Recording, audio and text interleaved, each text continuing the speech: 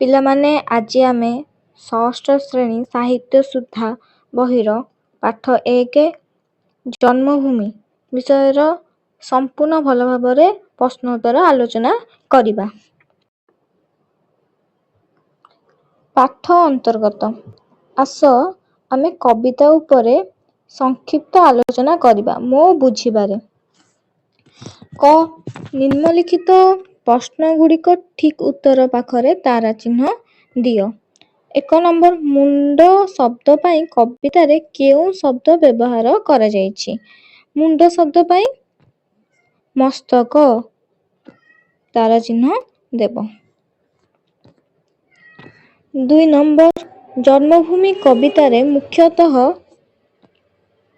କେଉଁ ବିଷୟରେ ବର୍ଣ୍ଣନା କରାଯାଇଛି?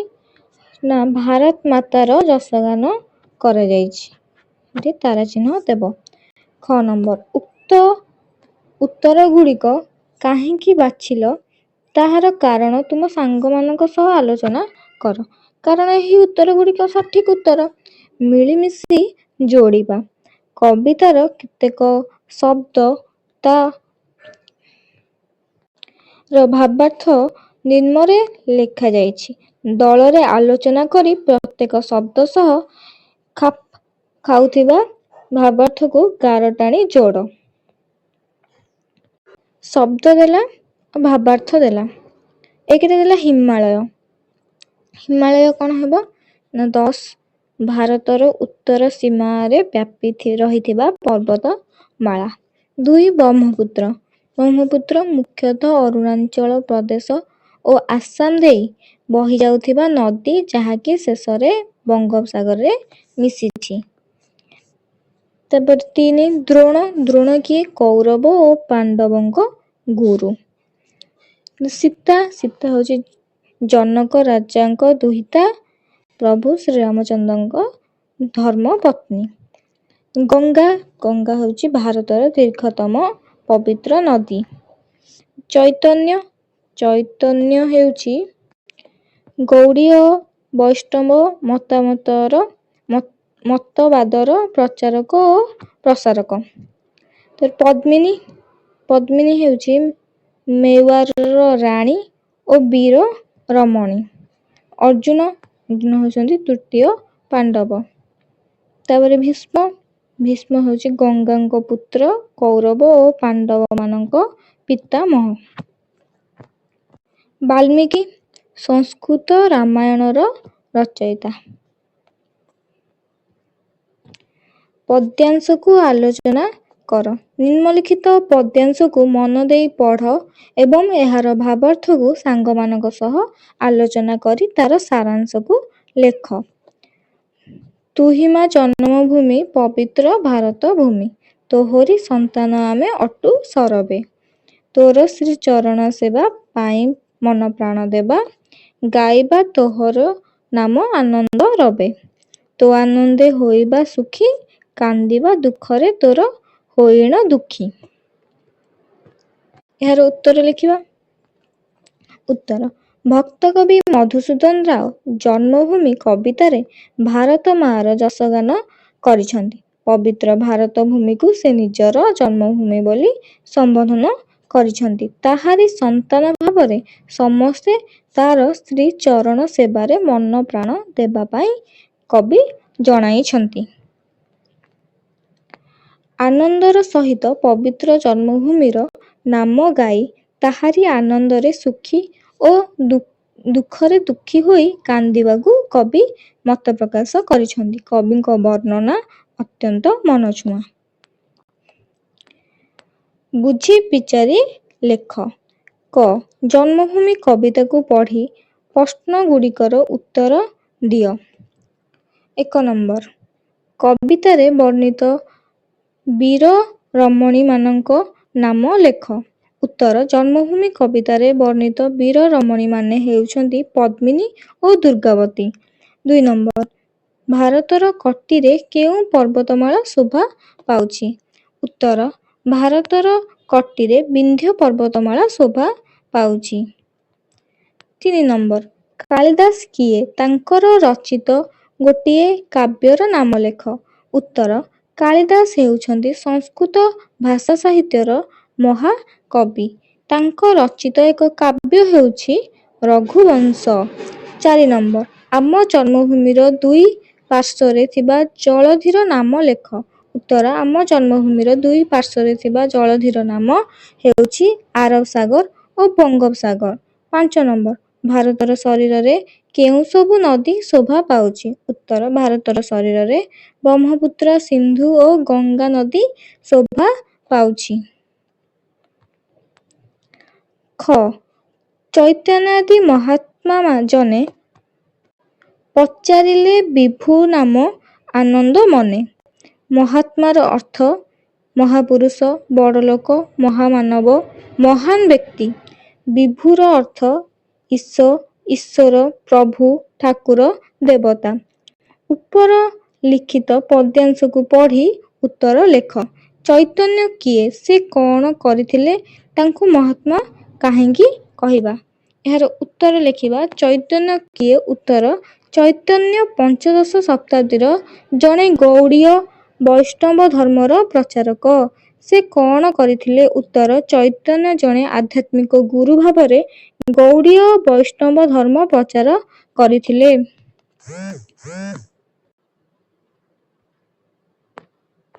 ତାଙ୍କୁ ମହାତ୍ମା କାହିଁକି କହିବା? ଉତ୍ତର ଚୈତନ୍ୟ ଜଣେ ଆଧ୍ୟାତ୍ମିକ ସନ୍ନ୍ୟାସୀ, ପବିତ୍ର ଗୌଡ଼ୀୟ ବୈଷ୍ଣବ ଧର୍ମର ପ୍ରଚାରକ, ସମାଜ ସଂସ୍କାରକ, ରାଧାକୃଷ୍ଣ ଉପାସକ ଓ ହରେକୃଷ୍ଣ ମନ୍ତ୍ରର ପ୍ରଚାରକ ହୋଇଥିବାରୁ ତାଙ୍କୁ ମହାତ୍ମା କହିବା। କବିତାର ରଚନା ଶୈଳୀ। ବିନ୍ଧ୍ୟ ଗିରିବର କଟିରେ ଗଙ୍ଗା ଆଦି କେତେ ନଦୀ ଶୋଭେ ସରୀରେ। ଉକ୍ତ ପଦ୍ୟାଂଶ ପରି ତୁମକୁ ଭଲ ଲାଗୁଥିବା ଆଉ କିଛି ପଦ୍ୟାଂଶ କବିତାରୁ ବାଛି ଲେଖ। କ ତୁ ଆନନ୍ଦେ ହୋଇବା ସୁଖୀ, କାନ୍ଦିବା ଦୁଃଖରେ ତୋର ହୋଇଣ ଦୁଃଖୀ। ଖରେ ଲେଖିବା। ନମଇ ମା ଭକତି ଭରେ, ଅଧମ ଅକ୍ଷମ ସୁତ ତୋ ଚରଣରେ। ଗ ଚୈତନ୍ୟାଦି ମହାତ୍ମା ଜନେ ପଚାରିଲେ ବିଭୁ ନାମ ଆନନ୍ଦ ମନେ।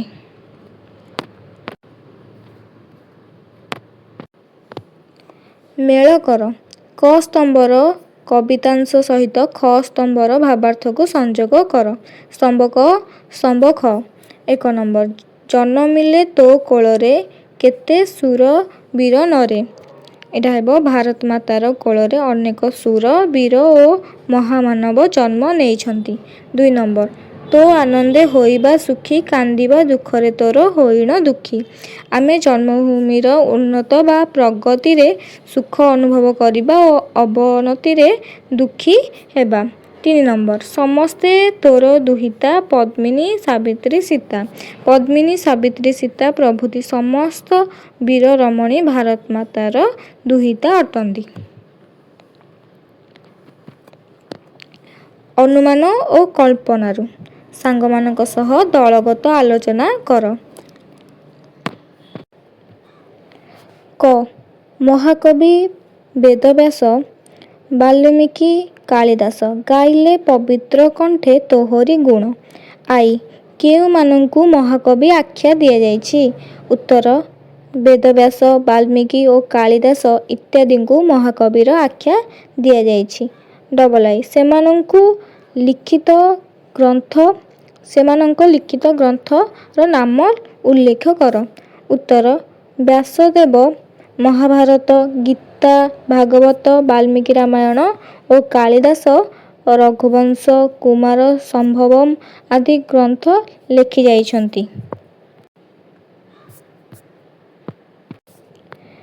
ଖ ନମ୍ବର କେତେ କେତେ ପୁଣ୍ୟବତୀ, କେତେ ପବିତ୍ରତା ସତୀ, କେତେ ବୀର ନାରୀ, କେତେ ବୀର ଜନନୀ।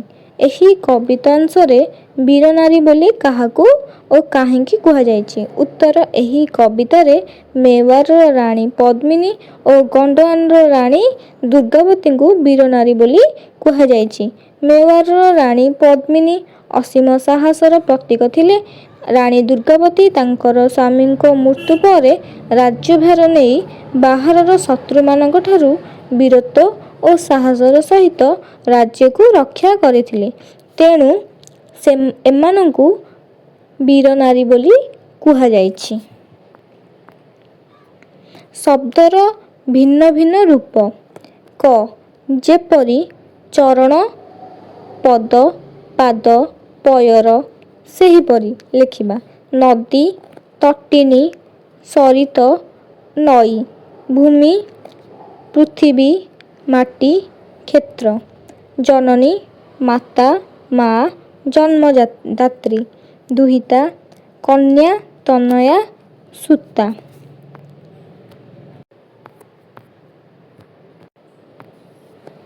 ଖ କବିତାରେ ବ୍ୟବହୃତ ଗିରିବର ଶବ୍ଦରେ ବର ଅର୍ଥ ଶ୍ରେଷ୍ଠ। ଏହି ଅର୍ଥକୁ ଦୃଷ୍ଟିରେ ରଖ ଓ ଶବ୍ଦ ଶେଷରେ ବର ଲଗାଇ ନୂତନ ଶବ୍ଦ ଗଠନ କର। ବର ଲଗେଇକି ନୃପବର, ଜ୍ଞାନବର, ପର୍ବତବର, ଋଷିବର, ତପୀବର, ଯୋଗୀବର। କିଛି ଭିନ୍ନ କିଛି ସମାନ। ନିମ୍ନଲିଖିତ ପଦକୁ ଧ୍ୟାନର ସହ ପଢ଼। ଗାଇଲେ ପବିତ୍ର କଣ୍ଠେ ତୋହରି ଗୁଣ, ଯେତେ ଯହିଁ ଥିଲେ ମିଳି ମାନବ ଗଣ। ଗଣ ଓ ଗୁଣ ଶବ୍ଦ ଦ୍ୱୟରେ କେବଳ ଗୋଟିଏ ମାତ୍ରାର ଭିନ୍ନତା ଅଛି। ଫଳରେ ତାର ଅର୍ଥ ସମ୍ପୂର୍ଣ୍ଣ ରୂପେ ବଦଳି ଯାଉଛି। ତୁମେମାନେ ସାଙ୍ଗମାନଙ୍କ ସହ ଦଳଗତ ଆଲୋଚନା କରି ଏହିପରି ଶବ୍ଦଗୁଡ଼ିକୁ ଖାତାରେ ଲେଖ। ଯେପରି ବଣ ବଣୀ, ବସ ବେଶ, ସେହିପରି ଖଟ ଖଟା, ଗଦ ଗଦି, ଘଟ ଘଟା, କଜ ଗଜ ଗଜା, କଡ଼ କାଡ଼, ଚର ଚାର। ପାଠ ବାହାରୁ ତୁମ କଥା। କ ଜନ୍ମଭୂମି କବିତାରେ ପୁଣ୍ୟଭୂମି ଭାରତର ପ୍ରଶଂସା ଅତି ସୁନ୍ଦର ଭାବରେ ବର୍ଣ୍ଣନା କରାଯାଇଛି। ତୁମେ ଭାରତର କେଉଁ ରାଜ୍ୟରେ ବାସ କରୁଛ ଏବଂ ରହୁଥିବା ସ୍ଥାନ, ଗ୍ରାମ, ସହର ନାମ ଲେଖ। ସେହି ସ୍ଥାନ ତୁମକୁ କିପରି ଲାଗୁଛି ବର୍ଣ୍ଣନା କର। ସୂଚନା ପ୍ରାକୃତିକ ପରିବେଶ, ଖାଦ୍ୟ, ଜଳବାୟୁ, ପ୍ରସିଦ୍ଧ ମନ୍ଦିର, ଫସଲ ଓ ପୋଷାକ ବିଷୟରେ ଆମେ ବର୍ଣ୍ଣନା କରି ଲେଖିବା। ଉତ୍ତର ମୁଁ ପବିତ୍ର ଭାରତ ଭୂମିର ଓଡ଼ିଶା ରାଜ୍ୟରେ ବାସ କରୁଛି। ଭାରତ ଭୂମିକୁ ଯଦି ଗୋଟିଏ ପୁଷ୍କରିଣୀ ସହିତ ତୁଳନା କରାଯାଏ ତେବେ ମୋ ଓଡ଼ିଶା ରାଜ୍ୟ ହେଉଛି ସେହି ପୁଷ୍କରିଣୀର ପଦ୍ମ ଫୁଲ ଭଳି। ଏହି ଓଡ଼ିଶା ରାଜ୍ୟ ରୂପକ ପଦ୍ମ ଫୁଲର କେଶର ହେଉଛି ପବିତ୍ର କ୍ଷେତ୍ର ଶ୍ରୀକ୍ଷେତ୍ର। ସେଠାରେ ବିଶ୍ୱ ପ୍ରସିଦ୍ଧ ଶ୍ରୀଜଗନ୍ନାଥଙ୍କ ଶ୍ରୀମନ୍ଦିର ରହିଛି। ମୁଁ ବାସ କରୁଥିବା ଏହି ସହର କଟକଠାରୁ ଶ୍ରୀକ୍ଷେତ୍ର ପ୍ରାୟ 100 କିଲୋମିଟର ଦୂରରେ ଅବସ୍ଥିତ। ମୁଁ ରହୁଥିବା କଟକ ସହରର ପ୍ରାକୃତିକ ପରିବେଶ ଅତ୍ୟନ୍ତ ମନୋରମ। ମୋତେ ଏହି ସ୍ଥାନ ଖୁବ୍ ଆପଣାର ଲାଗେ। ଏଠାରେ ପ୍ରତ୍ୟେକଙ୍କୁ ନିଜର ବୋଲି ମନେ କରନ୍ତି। ମହାନଦୀ, କାଠଯୋଡ଼ି ଓ ବିରୂପା ନଦୀର ନିର୍ମଳ ଜଳ, ନିକଟରେ ଥିବା ନନ୍ଦନକାନନର ପ୍ରାଣୀ ଉଦ୍ୟାନ ଇତ୍ୟାଦି ଖୁବ୍ ସୁନ୍ଦର ପରିବେଶ ଓ ସ୍ୱାସ୍ଥ୍ୟକର ଜଳବାୟୁ ଦେଇଥାଏ। ଏଠାକାର ପ୍ରାକୃତିକ ପରିବେଶ ଯେଭଳି ମନୋରମ, ସୁସ୍ୱାଦୁ ଖାଦ୍ୟ ମଧ୍ୟ ସ୍ୱାସ୍ଥ୍ୟ ଉପଯୋଗୀ ଅଟେ। କଟକର ଦହିବରାର ନାମ ସମସ୍ତଙ୍କୁ ଜଣା। ଏହାର ନିକଟବର୍ତ୍ତୀ ଅଞ୍ଚଳ ବାଙ୍କୀ, ଡମପଡ଼ା, ଟାଙ୍ଗୀ ଓ ଚୌଦ୍ୱାରରେ ନାନା ପ୍ରକାରର ପନିପରିବା ଚାଷ ହୋଇଥାଏ। ଏଠାକାର ଫସଲ ଏବଂ ପନିପରିବା ଆମମାନଙ୍କର ଆବଶ୍ୟକତାକୁ ପୂରଣ କରେ। ମୁଁ ବାସ କରୁଥିବା ଏହି କଟକ ସହରର ପ୍ରସିଦ୍ଧ ମନ୍ଦିର ହେଉଛି କଟକ ଚଣ୍ଡୀ ମନ୍ଦିର। ଚାନ୍ଦିନୀ ଚୌକର ଶ୍ରୀଜଗନ୍ନାଥ ମନ୍ଦିର ନିକଟରେ ଥିବା ଧବଳେଶ୍ୱର ମନ୍ଦିର ଏବଂ ରେଭେନ୍ସା କଲେଜ ନିକଟରେ ଥିବା ମା ତାରିଣୀଙ୍କ ମନ୍ଦିର ସମେତ ଅନେକ ମନ୍ଦିର। ଏହି ସମସ୍ତ ମନ୍ଦିର ଗୁଡ଼ିକ ଧାର୍ମିକ ପରିବେଶ ସୃଷ୍ଟି କରନ୍ତି। ଆମ ଅଞ୍ଚଳର ଅଧିବାସୀ ମାନଙ୍କର ପୋଷାକ ପରିଚ୍ଛଦ ସ୍ୱଚ୍ଛ ଏବଂ ନିରାଡମ୍ବର। ମୋ ପାଇଁ ମୋର ଏହି ବାସସ୍ଥାନ ଖୁବ୍ ମନଲୋଭା। ପିଲାମାନେ, ମୁଁ କଟକରେ ରୁହେ, ତ ସେଥିପାଇଁ କଟକ ବିଷୟରେ ସବୁକିଛି ଲେଖିଲି। ତୁମେ ଯେଉଁଠାରେ ରହୁଛ ସେଇଠିକାର ପରିବେଶ ବିଷୟରେ ଉଲ୍ଲେଖ କରିବ। ଖ ନମ୍ବର, ନିଜ ପରିବାରର କୌଣସି ସଦସ୍ୟଙ୍କ କେଉଁ ସବୁ କଥା ତୁମକୁ ଭଲ ଲାଗେ ସେ ବିଷୟରେ ବର୍ଣ୍ଣନା କର। କଥାରେ କୁହାଯାଏ, ବୈକୁଣ୍ଠ ସମାନ ଆହା ଅଟେ ସେହି ଘର, ପରସ୍ପର ସ୍ନେହ ଯହିଁ ଥାଏ ନିରନ୍ତର। ତେଣୁ ପରିବାର ହେଉଛି ସମସ୍ତଙ୍କ ପ୍ରିୟ। ଏଠାରେ ସ୍ନେହ ଶ୍ରଦ୍ଧା ଥାଏ। ଆମ ପରିବାର ଏକ ସୁନ୍ଦର ପରିବାର। ଆମ ବାପା ହେଉଛନ୍ତି ଆମର ମୁରବୀ। ତାଙ୍କର ପ୍ରତ୍ୟେକ କଥା ମୋତେ ଖୁବ୍ ଭଲ ଲାଗେ। ଯଦିଓ ଅନ୍ୟ ଗୁରୁଜନମାନେ ବହୁତ ଭଲ କଥା ମାନ କହନ୍ତି, ତଥାପି ବାପାଙ୍କ କଥା ଖୁବ୍ ମନଛୁଆଁ। ବାପା ମୋତେ ବହୁତ ସଂସ୍କାର ଶିକ୍ଷା ଦିଅନ୍ତି। ସବୁଦିନ ସୂର୍ଯ୍ୟ ଉଦୟ ପୂର୍ବରୁ ଉଠିବା, ନିତ୍ୟକ୍ରମ ସାରି ବ୍ୟାୟାମ କରିବା, ଠିକ୍ ସମୟରେ ପାଠ ପଢ଼ିବା, ଖେଳାଖେଳି କରିବା, ପ୍ରାର୍ଥନା କରିବା, ସତ କହିବା, ଦୁଷ୍ଟ ପିଲାଙ୍କ ସହ ନ ମିଶିବା, କାହାରି ସହିତ କଳିକଜିଆ ନ କରିବା, ଭଲ କଥା ଶୁଣିବା, ବିଦ୍ୟାଳୟରେ ଗୁରୁମାନଙ୍କୁ ଭକ୍ତି କରିବା ଇତ୍ୟାଦି ତାଙ୍କର ପ୍ରତ୍ୟେକ କଥା ମୋତେ ଖୁବ୍ ଭଲ ଲାଗେ। ନଦୀ, ଗଙ୍ଗା ଆଦି କେତେ ନଦୀ ଶୋଭେ ସରୀରେ। ଭାରତ ମାତାର କୋଳରେ ଗଙ୍ଗା ନଦୀ ପରି ଅନେକ ନଦୀ ଶୋଭା ପାଉଛି। ଏହି ନଦୀଗୁଡ଼ିକ ଜଳ ଓ ବିଦ୍ୟୁତ୍ ଯୋଗାଇବା ସହ କୃଷି ତଥା ପରିବହନରେ ଗୁରୁତ୍ୱପୂର୍ଣ୍ଣ ଭୂମିକା ନିର୍ବାହ କରୁଛନ୍ତି। ତତ୍ସହ ଏହି ନଦୀଗୁଡ଼ିକ ଆମ ଦେଶର ଇତିହାସ, ସଂସ୍କୃତି, ଧାର୍ମିକ ଚେତନା ଓ ଅର୍ଥ ବ୍ୟବସ୍ଥାର ମଧ୍ୟ ପରିଚୟ ଅଟେ। ନିମ୍ନ ସାରଣୀରେ କେତେକ ନଦୀର ନାମ ଦିଆଯାଇଛି। ସେଗୁଡ଼ିକୁ ଖୋଜି ଖାତାରେ ଲେଖ। ସେଥିମଧ୍ୟରୁ କେଉଁ ନଦୀଗୁଡ଼ିକ ଆମ ରାଜ୍ୟରେ ପ୍ରବାହିତ ତାର ତାଲିକା କର। କେଉଁ କେଉଁ ନଦୀ ଅଛି ଆମେ ଦେଖିବା। ଗୋଟେ ହେଲା ମହାନଦୀ, ଏଠି ନା ଅଛି ମହାନଦୀ। ତାପରେ କାବେରୀ ହବ, କୃଷ୍ଣା ବି ହବ, ଇବ୍ ନଦୀ, ତାପରେ ଗଙ୍ଗା ନଦୀ, ଗୋଦାବରୀ ହବ,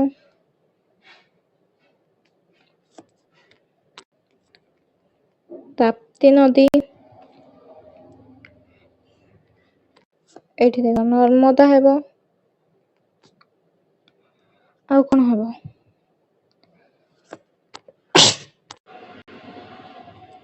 ଉତ୍ତର ଲେଖିଦବ। ମହାନଦୀ, ବୈତରଣୀ, ବୁଢ଼ାବଳଙ୍ଗ, ଗଙ୍ଗା, ତାପ୍ତି, କୃଷ୍ଣା, କାବେରୀ, ଗୋଦାବରୀ, ଇବ୍, ନର୍ମଦା। ଆମ ରାଜ୍ୟରେ ପ୍ରବାହିତ ନଦୀର ନାମ ମହାନଦୀ, ବୈତରଣୀ। ବୁଝି ବିଚାରି ଲେଖ। ନିମ୍ନ ସାରଣୀରେ କେତେକ ଅକ୍ଷର ଦିଆଯାଇଛି। ତୁମେ ସେହି ଅକ୍ଷରଗୁଡ଼ିକୁ ମିଶାଇ କ୍ରମ ବଦଳାଇ ମାତ୍ରା ଯୋଡ଼ି ଶବ୍ଦ ଗଠନ କର। ଲେଖ। କ୍ରମିକ ସଂଖ୍ୟା ଅକ୍ଷର ଓ ଶବ୍ଦ। ଏକରେ ଦେଲା ସମହଗର, ମହାସାଗର। ଭୁଲ ଦେଇଛି, ଆମେ ଠିକ୍ କରିକି ଏଠି ଲେଖିବା। ଦୁଇରେ ଦେଲା ହମଳୟ ଓ ହିମାଳୟ, ମହବକ, ମହାକବି, ଭରତ, ଭାରତ, ମରଣ, ରମଣୀ, କଳଦଶ, କାଳିଦାସ। ଝରକାରୁ ବଙ୍କିମ ଚନ୍ଦ୍ର ଚଟ୍ଟୋପାଧ୍ୟାୟଙ୍କ ଦ୍ୱାରା ରଚିତ ବନ୍ଦେ ମାତରମ୍ କବିତାଟି ପ୍ରାୟ ଜାତୀୟ ସଙ୍ଗୀତ ସହ ସମାନ। ଆସ ଏହାର ଭାବାର୍ଥକୁ ଆଲୋଚନା କରିବା। ବନ୍ଦେ ମାତରମ୍। ବନ୍ଦେ ମାତରମ୍ ସୁଜଳା ସୁଫଳମ୍ ମଳୟମ୍ ଶୀତଳମ୍ ଶସ୍ୟ ଶ୍ୟାମଳମ୍ ମାତରମ୍ ବନ୍ଦେ ମାତରମ୍ ଶୁଭ୍ର ଜ୍ୟୋତ୍ସ୍ନା ପୁଲକିତ ଯାମିନୀମ୍ ଫୁଲ୍ଲ କୁସୁମିତ ଦ୍ରୁମ ଦଳ ଶୋଭିନୀମ୍ ସୁହାସିନୀମ୍ ସୁମଧୁର ଭାସିନୀମ୍ ସୁଖଦାମ୍ ବରଦାମ୍ ମାତରମ୍ ବନ୍ଦେ ମାତରମ୍। ଭାବାର୍ଥ, ହେ ମାତା, ମୁଁ ତୁମକୁ ପ୍ରଣାମ କରୁଛି। ତୁମେ ଜଳରେ ଫଳରେ ପରିପୂର୍ଣ୍ଣ ହୋଇ ରହିଛ। ତୁମକୁ ମଳୟ ପବନ ଶୀତଳତା ପ୍ରଦାନ କରୁଛି। ତୁମେ ଶସ୍ୟ ଶ୍ୟାମଳା କ୍ଷେତରେ ପରିପୂର୍ଣ୍ଣ। ହେ ମାତା, ମୁଁ ତୁମକୁ ପ୍ରଣାମ କରୁଛି। ଯାହାର ରମଣୀୟ ରାତ୍ରିକୁ ଚନ୍ଦ୍ରାଲୋକ ଶୋଭାମୟ କରୁଛି, ଯିଏ ଫୁଟିଥିବା ଫୁଲର ବୃକ୍ଷଗୁଡ଼ିକରେ ସୁସଜ୍ଜିତ ହୋଇଛି, ସର୍ବଦା ହସୁଥିବା, ମଧୁର ଭାଷା କହୁଥିବା, ସୁଖ ପ୍ରଦାନକାରୀ, ଆଶୀର୍ବାଦ ପ୍ରଦାନକାରୀ ମାତା, ମୁଁ ତୁମକୁ ପ୍ରଣାମ କରୁଛି। ଦଳଗତ ଆଲୋଚନା। ତୁମେ ଜନ୍ମଭୂମି ଓ ବନ୍ଦେ ମାତରମ୍ କବିତା ଦୁଇଟି ପଢ଼ିଲ। ସେହି କବିତା ଦୁଇଟିରେ ଥିବା ସମାନତା ଓ ଭିନ୍ନତା ବିଷୟରେ ସାଙ୍ଗମାନଙ୍କ ସହ ଦଳଗତ ଆଲୋଚନା କର। ଉତ୍ତର। ଜନ୍ମଭୂମି ଓ ବନ୍ଦେ ମାତରମ୍ କବିତାରେ ଥିବା ସମାନତା ଓ ଭିନ୍ନତା। ସମାନତା କ'ଣ? ବନ୍ଦେ ମାତରମ୍ ନମୟୀ ମା ଭକତି ଭରେ ଆଉ ସୁଜଲାମ୍ ସୁଫଳାମ୍ ଗଙ୍ଗା ଆଦି କେତେ ନଦୀ ଶୋଭେ ଶରୀରେ। ଭିନ୍ନତା। ସୁହାସିନୀ ସୁମଧୁର ଭାଷିଣୀ କାନ୍ଦିବା ଦୁଃଖରେ ତୋର ହୋଇଣ ଦୁଃଖୀ। ଖୋଜ ଓ ପଢ଼। ନିମ୍ନ ପ୍ରଦତ୍ତ ଦେଶାତ୍ମବୋଧ କବିତା ଗୁଡ଼ିକ ପାଠାଗାର ଓ ଇଣ୍ଟରନେଟରୁ ସଂଗ୍ରହ କରି ପଢ଼ ଓ ଆଲୋଚନା କର। ତୁଙ୍ଗ ଶିଖରୀ ଚୂଳ ପଣ୍ଡିତ ଗୋଦାବରୀଶ ମିଶ୍ର ଜୟ ରାଜଗୁରୁଙ୍କ ଉତ୍ସାହ ବାଣୀ। କୃଷ୍ଣଚନ୍ଦ୍ର ତ୍ରିପାଠୀ ଓଡ଼ିଶା ମୋ ଓଡ଼ିଶା କେଡ଼େ ସୁନ୍ଦର ରାଇଜ ମୋର ସ୍ୱରୂପ ନାୟକ ଆଉ ଓଡ଼ିଆ ମୁହିଁ ଓଡ଼ିଶା ମୋର ଦେଶ ରାମକୃଷ୍ଣ ନନ୍ଦ। ଏହିସବୁ ଗୀତ ତୁମେ ଇଣ୍ଟରନେଟରୁ ଖୋଜିକି ପଢ଼ିବ। ପଠନ ନିମନ୍ତେ। ଏଇ ଦେଶ ଏଇ ମାଟି, ଏଇ ଦେଶ ଏଇ ମାଟି, ମମତାମୟୀ ମାଟି, ସେବାରେ ତାର ଜୀବନ ଦେବା, ରଖିବା ତାର ନାଟି। ସୁଜଳା ସୁଫଳା ଶସ୍ୟ ଶ୍ୟାମଳା ଆମ ଏ ଜନ୍ମ ମାଟି। ଚିରମଳୟ ଯାର ପବନ, ଚିର ସବୁଜ ଯାର କାନନ, ସାଗର ଯାହାର ରତ୍ନ ଭଣ୍ଡାର, କୋଟି ରତ୍ନ ଦିଏ ଭେଟି। ଯହିଁ ଝରଣା ଝରି ଯାଏ, ଯହିଁ କୋଇଲି କୁହୁ ଗାଏ, ସୁନାର ଫସଲ ଲହରୀ ଖେଳେ, ବୁକୁରେ ଯାଏ ଲୋଟି। ରଚନା ସଚିଦାନନ୍ଦ ରାଉତରାୟ। ପିଲାମାନେ ତୁମେ ସ୍ୱର କରିକି ଭଲ ଭାବରେ ଗାଇବ। ଆମ ଲେଖା ଆମ ଚିତ୍ର ଏ ବିଷୟରେ ତୁମେ ନିଜେ ଶିକ୍ଷକଙ୍କ ସହ ଆଲୋଚନା କରିକି ଲେଖିବ। ପିଲାମାନେ, ଯଦି ତୁମକୁ ଏହି ଭିଡ଼ିଓଟି ଭଲ ଲାଗିଥାଏ ତେବେ ରାନୀ ପ୍ରିୟଙ୍କା ୟୁଟ୍ୟୁବ୍ ଚ୍ୟାନେଲର ଏହି ସବସ୍କ୍ରାଇବ୍ ବଟନକୁ କ୍ଲିକ୍ କରନ୍ତୁ, ଯାହାଫଳରେ କି ଆପଣମାନଙ୍କୁ ଏମିତି ସୁନ୍ଦର ଭାବରେ ବୁଝାଉଥିବା ଭିଡ଼ିଓ ସବୁ ଆପଣଙ୍କ ପାଖକୁ ପହଞ୍ଚି ପାରିବ। ରହୁଛି। ଜୟ ଜଗନ୍ନାଥ।